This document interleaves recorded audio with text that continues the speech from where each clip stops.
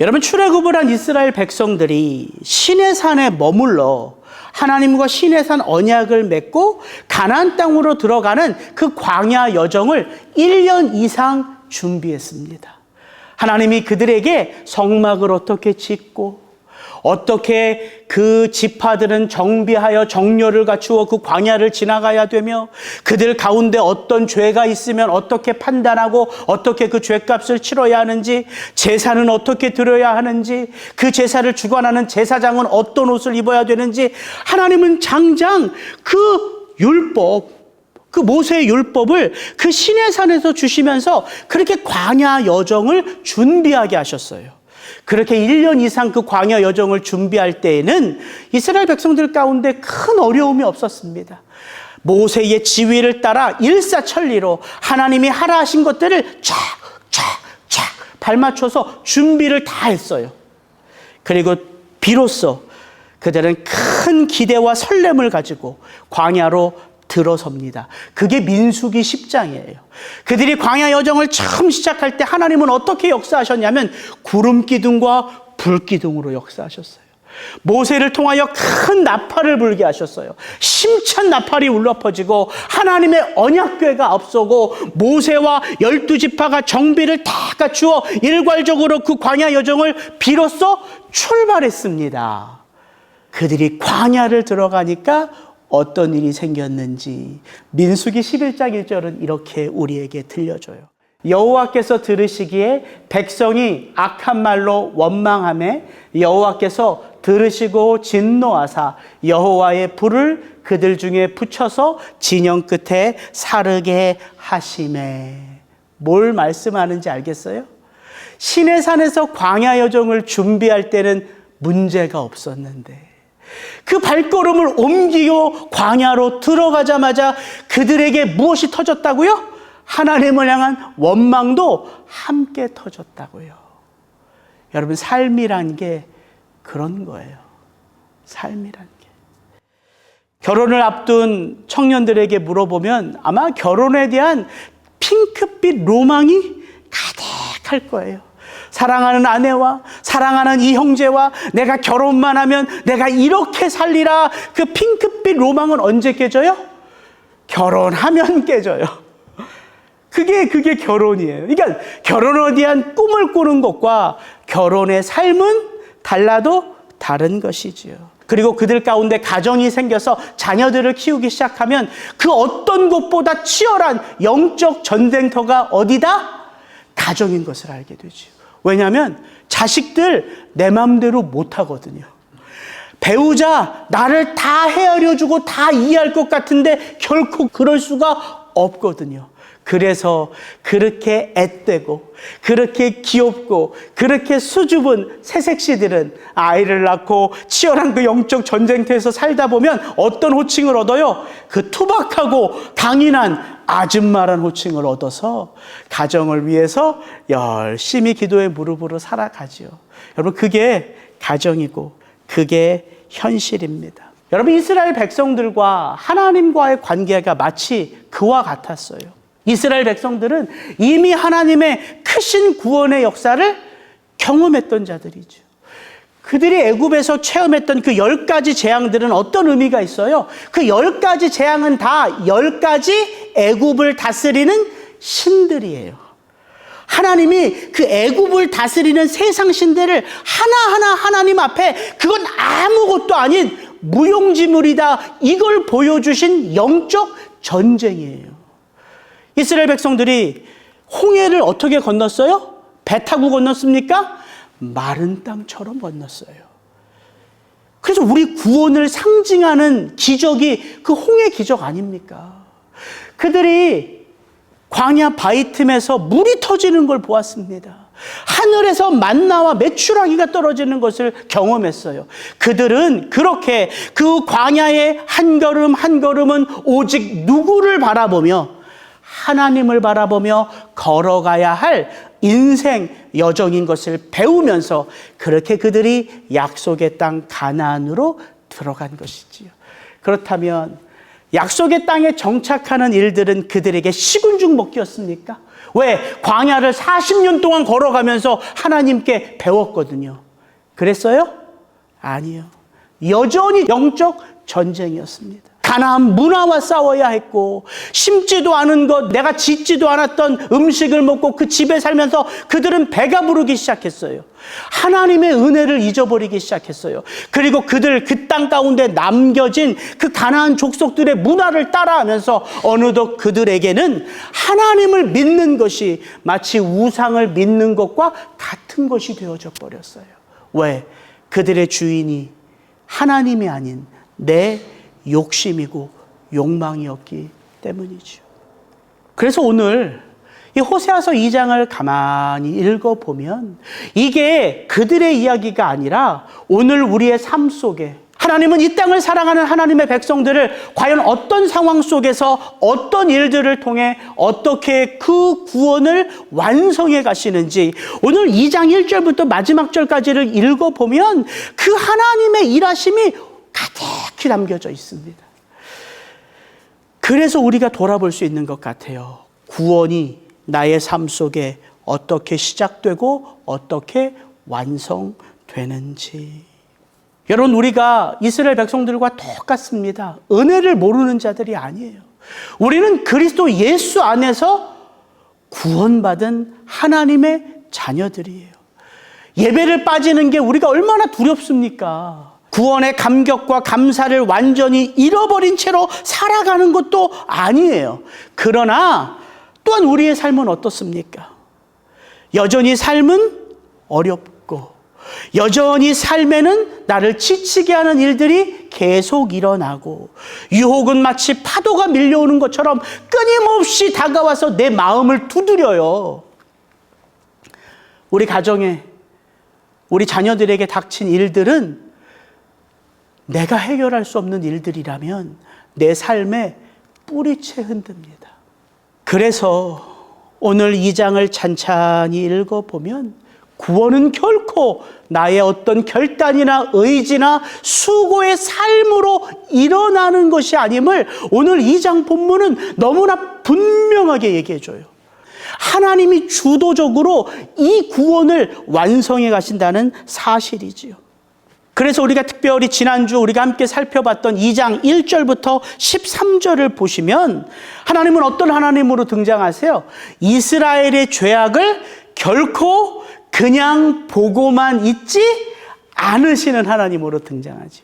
하나님은 가만히 계시지 않아요. 그래서 2장을 열면 어떻게 2장이 시작돼요? 이스라엘의 죄를 고발하시는 분도 하나님이시오. 그 죄의 결과로 하나님이 지금 이스라엘 백성들을 어떤 감정으로 만나고 계신지를 여과 없이 드러내세요. 하나님이 뭐라고 말씀하세요? 너는 더 이상 내 아내가 아니요. 나는 더 이상 너의 남편이 아니라. 이게 하나님의 감정이에요. 하나님은 감정이 없으신 목석이 아닙니다. 하나님은 기뻐하실 수 있고요. 하나님은 분노하실 수 있고요. 하나님은 흥에 겨워 노래하실 수 있는 하나님이라는 사실이에요. 그게 오늘 본문에 보면 나와 있죠. 그래서 하나님은 그렇게 기분 내키는 대로, 그렇게 내 감정이 이끌리는 대로, 내 생각과 내 판단대로 우상을 향하여 그 마음을 활짝 열어놓은 그 이스라엘 백성들을 향하여 하나님은 무엇을 쏟아부으세요? 심판, 진노의 언어들을 그냥 여과 없이 쏟아부으세요. 한번 볼까요? 지난주에 했던 것들. 내가 그를 발가벗겨서 그로 나던 날과 같게 할 것이며 그로 광야처럼 목말라 죽게 할 것이며 내가 너의 자녀, 이게 하나님의 자녀예요. 다른 사람의 자녀가 아니라 내가 내 자녀를 긍휼히 여기지 아니하리니 그러므로 내가 가시로 너의 길을 막으며 담을 쌓아 너로 그 길로 나아가지 못하게 할 것이라. 그러므로 내가 내 곡식을 그것이 익을 계절에 도로 찾으며 내 양털과 내 삶을 너에게서 빼앗으리라. 내가 너의 수치를 내가 사랑하는 그 우상들 앞에서 눈앞에 낱낱이 다 드러내리니 내가 너의 모든 절기와 월삭과 안식일과 모든 명절들을 다 폐하겠고 나를 잊어버리고 향을 살라 바알들을 섬긴 너희의 시일대로 내가 너에게 벌을 주리라. 여러분 무섭지 않습니까? 호세아서 2장을 열면서 만나는 하나님은 그 죄악을, 자기 백성의 죄악을 그냥 두고 보시는 분이 아니라 그 죄악 가운데 있는 자기 백성들을 향한 하나님의 그 불붙는 진노, 그 심판 다 쏟아붓고 계세요. 그래서 2장 1절부터 13절을 읽어보면 야, 하나님이 더 이상은 이스라엘 백성들 안 보시겠다. 말라 죽이겠다고 하시거든요. 내 자식들 긍휼히 여기지 않겠다고 하시거든요. 그 수치에 벌거벗은 몸을 세상 만천하에 드러내시겠다 말씀하시거든요. 너에게 준 거 그거 다 내 것이니 내가 도로 빼앗겠다 말씀하시거든요. 여러분 이 가운데 우리에게 하나라도 적용된다면 우리 살 수 있겠습니까? 이런 하나님이세요. 억울해하시는 하나님. 바알이 주었다고? 그 물, 그 떡, 그 삶, 그 양털, 그 포도주, 그 기름 다 내가 준 것이다.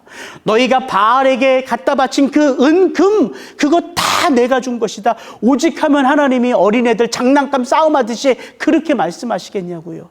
그거 내 거야. 그것도 내 거야. 그것도 내 거야. 마치 이런 거 아닙니까? 하나님의 마음이 그렇다고요. 그렇게 매 절마다 쏟아부으시는 하나님의 진노를 보면 정말 다시는 그들을 볼 것 같지 않으시는 아버지의 그 실망하는 마음 그대로를 우리가 느낄 수 있다는 것이죠. 그런데 오늘 저와 여러분이 함께 읽은 이 14절부터 23절을 보면 1절부터 13절까지 말씀하신 그 하나님이 맞나 싶어요. 전혀 다른 하나님이세요. 한번 볼까요? 그러므로 보라, 내가 그를 타일러 거친 들로 데리고 가서 말로 위로하고. 여기서 타이르다는 말은 이런 말이에요. 다은이가 매스를 너무 못해서 다은이한테 다은아, 너 이번에 매스 시험 잘 보면 네가 원하는 화장품 세트로 아빠가 다 사줄게. 이런 거예요. 거기서부로써 그 아골 골짜기로 소망의 문을 삼아주리니. 여러분 아골 골짜기가 어딘지 아세요? 이스라엘 백성들이 가나안 땅을 들어가서 제일 먼저 만난 성은 여리고성. 하나님의 은혜로 무너져 내렸지요. 두 번째로 만난 성은 아이성. 여리고성보다 훨씬 정복하기 쉬운 성. 그런데 이스라엘 백성들이 그 성 아이성을 무너뜨렸습니까? 아니요. 실패했죠. 왜요? 문제는 어디에 있었어요? 여리고 성의 모든 하나님의 재물들을 하나님께 바치지 않았던 한 사람 아간 때문에 그 아이성의 전투에서 이스라엘 백성들은 크게 패하죠. 그리고 여호수아가 하나님 앞에 엎드려 정말 그 옷을 찢고 그 재를 뿌릴 때에 하나님이 돌아보라 말씀하시면서 제비 뽑기를 하여 아간의 집안이 뽑힙니다. 그리고 하나님은 그 아간의 집안 모든 자들을 아골 골짜기에서 불에 태워 죽이시고 거기에 돌 무덤을 세우세요. 뭐예요? 욕망이 우리를 무너뜨린다는 거예요. 나를 무너뜨리는 게 아니라 하나님의 백성의 거룩한 이름을 무너뜨린다. 이 본보기로 하나님은 아골 골짜기라 이름 지으라 하시죠. 아골 골짜기의 뜻은 괴로움이에요. 괴로움. 내가 욕망을 뿌리 뽑지 않으면 괴로운 일을 경험할 것이다. 이것이 이스라엘 백성들의 가나안 정복 가운데 본이 되는 사건이에요. 근데 하나님은 어떻게 하신다고요? 그 괴로움의 아골 골짜기를 어떻게 만드신다고요? 소망의 문으로 만드신다고요.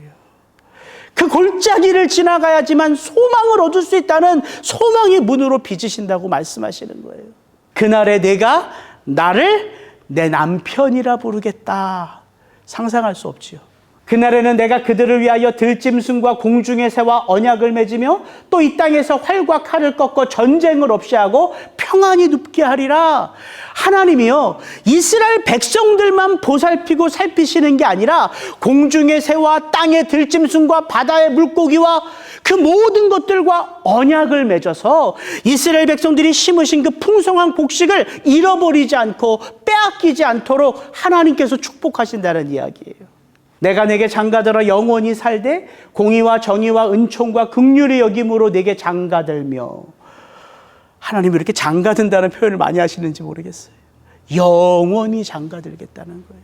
진실함으로 내게 장가들리니 내가 여호와 나를 알리라. 그날에 내가 응답하리라. 그날의 땅은 이스라엘에 응답하리라 말씀하시고, 마지막 절, 내가 나를 위하여 그를 이 땅에 심고 긍휼히 여김을 받지 못했던 자를 긍휼히 여기며 내 백성 아니었던 자에게 향하여 이르기를 너는 내 백성이라 하리니 그들은 이르기를 주는 내 하나님이시라 하리라 하시니라. 여러분, 놀랍지 않습니까? 매 구절 구절마다 담겨진 이스라엘 백성들을 향한 하나님의 마음을 한 단어로 표현하라 그러면 여러분은 뭐라고 쓰시겠어요? 아유, 집사님이 베스트인데 베스트. 하나님의 사랑, 하나님의 사랑. 하나님의 사랑 말고 이걸 어떻게 표현할 수 있겠어요? 정말 누군가의 말처럼 crazy love예요. crazy love. 샌프란시스코에서 그 마약 중독자들을 사역하는 프랜시스 첸이라는 목사님이 책 한 권을 썼는데 그 책의 제목이 Crazy Love예요. 그래서 기자가 아니 어떻게 하나님의 사랑을, 그리고 그 하나님의 사랑을 받은 성도의 사랑을 어떻게 Crazy Love라고 표현할 수 있겠습니까? 라고 그에게 물었더니 그것 말고 하나님의 사랑을 묘사할 다른 게 있습니까? 그것이 그분 목사님의 대답이었대요. Crazy love. 이러면 이해가 돼요. 이러면 1절부터 13절까지 하나님의 그 무서운 진노와 심판을 이스라엘 백성들이 듣고 그들 가운데에 그 마음이 요동해서 하나님 앞에 엎드렸던 회개의 모습이 나오거나 그들이 가던 발걸음을 돌이켜 하나님 앞에 나아갔던 모습이 한 구절, 한 단어로도 나와 있으면 14절부터 23절까지 하나님이 이스라엘 백성들을 이렇게 축복하시는 그 하나님의 마음을 이해할 수가 있어요. 근데 오늘 본문에는 호세아서 2장에는, 호세아서 전체에는 이스라엘 백성들이 하나님께 돌이켜 회개했다라는 말이 안 나옵니다. 잠시 돌이켰는데 너희들의 인애가 있을 것 같구나. 거짓 돌이킴이라고 말씀하시는 장면만 나와요. 그래서 놀라운 거예요. 그래서 제가 딱 하나 오늘 설교 이것 하나 나누기로 작정했어요. 성도의 구원에 있어서 진정 중요한 것은 돌이키고자 하는 나의 의지와 결단이 아닌 것 같아요. 뭐가 중요해요? 돌이키고자 하는 나의 의지가 아니라 돌이키시는 하나님의 의지라고요. 오늘 호세아서 2장에는 그 하나님의 의지가 가득히 우리에게 소개되어 있다는 사실입니다. 그래서 이스라엘의 회개가 나와 있지 않아도, 그렇게 하나님 앞에 돌아와 엎드리지 않아도 하나님은 이 축복처럼 누구를 보내주셨어요? 그리스도 예수를 우리에게 보내주셨잖아요. 그러니까 제가 2장 전체의 말씀의 주제가 제 눈에 다시 보이더라고요. 딱 이 두 선포가 제 눈에 들어와요. 2장 전체를 보면 거기에는 뭐가 나오냐면 하나님의 이스라엘 백성들을 향한 고백과 선포가 나와요. 그게 2장을 열면서 우리가 만났던 하나님의 진노였잖아요. 뭐라고 말해요? 하나님이 너는 내 아내가 아니다. 나는 내 남편이 아니다. 이건 하나님의 고백이에요. 근데 2장 전체를 읽어보면 또 하나의 고백이 나와요. 두 개의 고백이 나와요. 근데 이 고백은 이스라엘 백성들의 고백인데 어떻게 그들이 그 고백을 하게 되냐면 하나님이 이 죄악된 이스라엘의 입술에서 그 고백을 말하게 하신다고요. 그 고백이 뭐냐 이거예요. 바로 하나님만이 내 남편입니다. 오직 주만이 내 하나님이십니다. 이거예요. 하나님만이 내 남편입니다. 이제 내게는 바알이 없습니다. 오직 주만이 내 하나님이십니다. 이 고백을 이스라엘 백성들이 깨달아서, 이스라엘 백성들이 회개해서, 이스라엘 백성들이 선한 삶을 살아서 이 고백을 했다? 그렇게 읽으신 분 있으세요? 아니요. 그럼 누가 이 고백을 하게 하신다고요? 하나님이 하게 하신다고요. 여러분, 이게 구원이에요. 그래서 제가 2장 1절부터 13절까지의 하나님의 그 심판이 다시 보여지는 거예요. 그건 심판이 아니었어요. 그건 하나님의 진노의 마음이 아니었어요. 그건 하나님의 불붙는 사랑의 마음이었다고요. 왜? 하나님의 마음도, 하나님의 말씀도, 하나님의 뜻도 다 모르는 자들이 이스라엘 백성들이에요. 그들 마음 가운데 욕망이 가득하고 그들의 마음은 이미 바알에게 다 주었어요. 그런 그들에게 하나님이 심판을 말하고 진노를 말하고 하나님이 무서운 저주를 말하는 건 하나님의 불붙는 심판이 아니라 하나님의 불붙는 사랑이라고요. 사랑. 그게 다시 제 안에 들어오더라고요.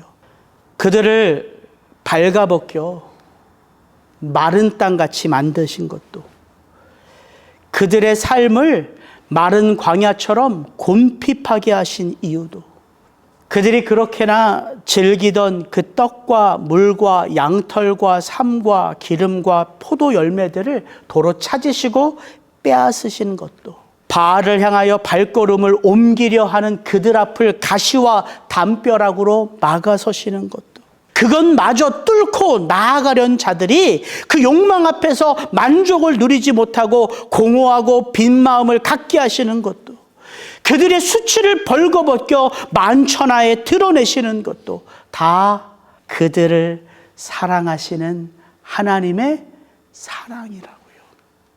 여러분, 우리가 돌아가 서야지만 깨닫게 되는 은혜가 있습니다. 그게 첫사랑이에요. 그때를 기억하면, 그 자리에 서면 내가 어떤 마음으로 어떤 상황 가운데 하나님을 만났는지가 떠올라요. 잊을 수가 없습니다. 제가 군대 첫날에 누워서 그렇게 울면서 할머니를 위해, 어머니를 위해 기도했던 그때 제가 하나님께 서원했던 서원, 전 잊어버리지도 않아요. 하나님이 우리 할머니, 우리 어머니 생명을 지켜주시면 제가 이 군대 2년 2개월 동안 마저 죽어도 주일 예배를 안 빠지겠습니다. 제 믿음이 거기서부터 시작됐거든요. 잊어버릴 수가 없어요. 내 것인 줄 알고 으스대며 마음껏 즐기던 것을 빼앗기면 알게 돼요. 이 소유주가 누구신지를. 여러분, 건강이 그런 것 아닙니까? 여러분, 물질이 그런 것 아니에요? 여러분, 시간이 그런 것 아닙니까? 자녀들이 그런 것 아니에요? 다 내 것인 줄 알고 내 것인 줄 알지만 빼앗겨 보면, 잃어버리면 비로소 알게 돼요. 아, 주신 분이 계시는구나. 그래서 성숙한 믿음이 되면요, 흘려보낼 줄 아는 거예요. 시간도, 물질도, 마음도. 목회를 20년 이상 저도 했거든요. 이렇게 어려 보이지만 목회를 하면서 느끼는 느낌은 결코 돈 많은 분이 돈을 잘 쓰는 게 아니에요. 성숙한 믿음의 분들이 그 돈의 주인이 하나님이신 것을 알기에 흘려보낼 줄을 압니다. 여러분, 욕망으로 가득 찬 인생은요, 결코 그 욕망을 내가 다 성취해서 하나님을 찾지 않습니다. 하나님이 우리를 알되 너무 잘 아세요. 가시로 그 길을 막아도, 담벼락으로 그 길을 막아도 우리가 그 가시밭을 뚫고 그 담벼락을 넘어 우상으로 나아가는 자들인 것을 하나님이 아신다고요. 그래서 막다가 두시는 거예요. 마치 집 나가고자 하는 탕자를 그 아버지가 자기 재산을 다 물려주어 그 탕자로 나가게 하잖아요. 결코 욕망은요, 욕망을 채우면서 해결되지 않습니다. 채우면 채울수록 더 갈급해지는 게 욕망이거든요. 그래서 하나님 아니고서는 그 욕망을 채운다고 해서 삶이 풍요로워지고 행복해지는 게 아니라 공허해지죠. 빈 마음이 되지요. 그때 비로소 절대자를 돌아보게 돼요. 여러분, 이게 성경이 말하는 상한 심령, 가난한 마음인 거예요. 하나님이 정말 우리의 삶의 모든 것들을 하나님을 알아볼 수 있도록, 다시금 하나님을 찾을 수 있도록, 다시금 하나님의 말씀이 들려오도록 그렇게 내 삶의 모든 것들을 역사하시는구나. 순탄하고 평안할 때뿐만 아니라 나는 억울하고 아파할 그때에도 이런 일들이 왜 내게 닥쳐서 내 삶을 송두리째 흔드는가 하나님을 원망하는 그때에도 사실 그게 하나님을 원망할 이유가 되지 않음을 우리는 나중이 돼서야 안다고요. 그게 그 말이에요. 아골골짜기로 소망의 문을 삼겠다. 여러분, 아골골짜기가 어떤 곳이에요? 괴롭힘을 당하는 곳이에요. 두려움을 느끼는 곳, 나의 부족함을 체험하는 곳, 그래서 벗어나고 싶은 그곳이 아골골짜기인데 결코 그 아골골짜기는 내 힘으로 벗어날 수 없는 곳이에요. 그래서 그 아골골짜기가 축복이에요. 왜? 거기에 들어가면 누구를 보게 되니까? 하나님을 보게 되니까. 여러분, 그게 광야입니다. 왜 오늘 본문에 보면 하나님이 자꾸 광야로 끌고 가세요? 광야의 히브리어가 미드바르예요. 미드바르. 이게 광야입니다. 근데 이 미드바르라는 단어는요, 어원이 뭐냐면 다바르예요. 다바르의 뜻이 뭔지 아세요? 말씀이란 뜻이에요. 기가 막히지 않습니까? 미드바르, 광야는 누구의 말씀을 들어야 하는 곳? 하나님의 말씀을 들어야 사는 곳. 이게 광야예요. 그래서 하나님이 자기 백성들을 광야로 데려가시는 거예요. 그 거친 들로 데려가셔서 타이를 때 비로소 그들이 이제 그 은혜를 기억하며 알아듣기 시작하는 거예요. 이게 하나님이시라고요. 그래서 제가 깨닫게 되더라고요. 우리만 한 성깔 하는 게 아니구나. 제가 이 장을 전체를 묵상하면서 내린 결론은 이거예요. 나는 우리만, 성도님들과 저만 한 성깔하고 한 고집하고 한 기분파로 그렇게 내 맘대로 살아가는 줄 알았더니만 사실 대단하신 분은 누구예요? 하나님이시더라고요. 하나님. 하나님이 정말 끝발나는 고집쟁이시더라고요. 하나님이 정말 한 번 돌이키겠다 말씀하신 그 하나님이 얼마나 집요하신지, 한 번 내 아들이라고 찜해놓은 그 찜이 얼마나 무서운지, 내가 그 찜 받은 거 지워내려 하고 포기하려 하고 지워버리려 하고 떠나가려 해도 하나님은 추적하신다 안 하신다? 반드시 추적하셔서 돌이키신다. 이게 크레이지 러브 아니에요? 뭐 그 하나님 보시기에 칭찬받을 게 있어서 그렇게 우리를 추적하시는 거예요? 그 하나님의 말씀에 우리가 뭐 얼마나 대단한 순종을 했길래 우리가 뭐 나라를 세우기를 했습니까? 그 단어가 바로 이거예요. 내가 나를 위하여 너를 이 땅에 심었고, 이거예요. 하나님은 그 영광을 누구와 결코 나누지 않습니다. 모든 것들이 하나님 당신을 위함이에요. 그래서 우리가 섭섭할 수 있죠. 아니, 하나님 나를 이 땅에 심으시고 나를 이 땅에 보내시고 결국 하나님 당신을 위해서 모든 것을 판단하시고 모든 것을 결단하신다고요? 그렇게 신앙생활 하다가, 그런 마음을 가지고 하나님께 불평하다가, 그런 마음을 가지고 고난의 자리에서 하나님을 원망하다가 우리가 깨닫는 게 뭐예요? 내가 나를 위하여 너를 심었다는 그 말이 곧 당신을 위함이 아니라 당신의 형상대로 지으신 바로 나를 위한 것임을 깨닫게 되기 때문 아닙니까? 여러분, 이게 하나님의 사랑이에요. 여러분, 우리가 이 사랑 안에 구원을 이루어가고 있는 거예요. 그래서 제가 특히 한 질문이 떠올랐어요. 이거 하고 마칠게요. 그렇다면 왜 성도의 삶에 고난이 끊이지 않을까요? 왜 우리의 삶에, 저와 여러분의 인생 가운데 고난이 끊이지 않아요? 그 사랑 나 체험했고, 나 그 하나님 안에서 구원받았고, 나 지금도 그 하나님과 더불어 구원의 여정을 이루어가는 걸 아는데, 이제 알면 됐잖아요, 하나님. 근데 왜 여전히 고난이고, 왜 여전히 내 마음은 빈 것처럼 때로는 느껴지고, 왜 내 안에 내 마음은 이렇게 낙심이 되고 절망이 되는지, 여러분 이거 궁금하지 않으세요? 하나님의 이 사랑이 우리를 붙듦에도 불구하고, 제가 오늘 본문을 보면서 알겠더라고요. 왜 그러냐면, 여러분 우리가 하나님의 구원을 어디에서 이루어가고 있어요? 해 아래에서예요. 우리는 하나님의 구원을 천국에서 완성하는 게 아니라 해 아래 이 세상에서 구원을 이루어가고 있어요. 우리가 그 하나님의 은혜를 체험하고 우리가 그리스도 예수 안에서 구원받았지만 우리의 욕망이 사라집니까? 아니죠. 해 아래 세상에서는요, 우리는 여전히 욕망을 가지고 살아요. 이 욕망이 얼마나 무서우냐면요, 이미 하나님 앞에, 이미 하나님께 이 마음의 중심의 자리를 사실 내어드렸거든요. 우리 마음의 중심이 그리스도 예수입니다. 그래서 그가 마이 롤드예요. 마이 세이비어예요. 그런데 이 욕망은요, 시시각각 그 자리를 다시 탐하고자 해요. 그 자리를 다시 탐하고자 한다고요. 그래서 유혹에 넘어가고 욕망에 사로잡혀 하나님을 부인하진 않지만 하나님을 수단처럼 여기게 되죠.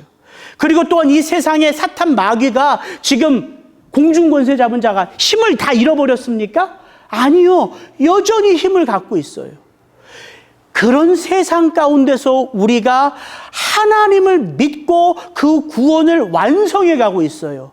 그렇다면 왜 그런 우리의 실존, 성도의 실존 가운데 고난이 끊이지 않는가 하면, 우리가 아는 하나님이 하나님의 모든 것일까요?